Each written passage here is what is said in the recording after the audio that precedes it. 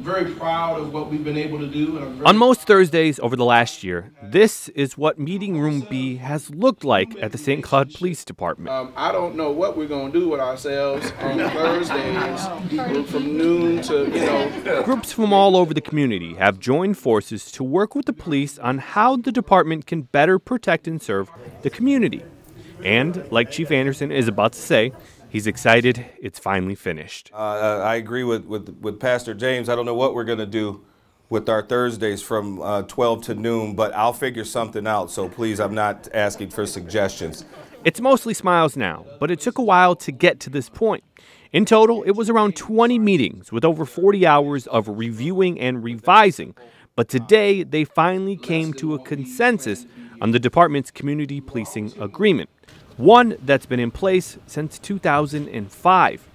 The agreement doesn't offer any sweeping policy changes, but it does change some language that's important to a lot of people here today.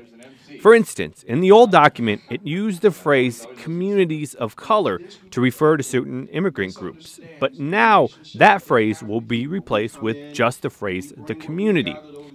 Eunice J. is an advocate in St. Cloud. She also chairs the Human Rights Commission in St. Cloud.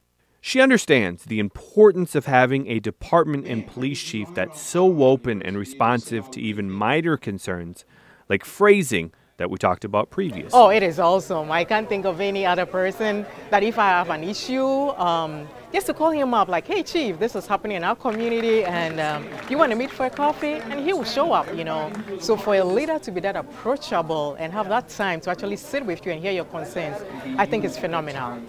Kenny Ojoa lives in St. Cloud and has so for over 20 years. He's watched as the community has evolved since the early 90s when he got here. The part he wants to celebrate today is something that's very important. He's excited that all the groups that represent the city were here working together to make a difference. Those groups within our community. And so I realized that we still have a long way to go. But nevertheless, at least we're moving forward. One of the most important items in the agreement is this. They won't wait another decade to revise it.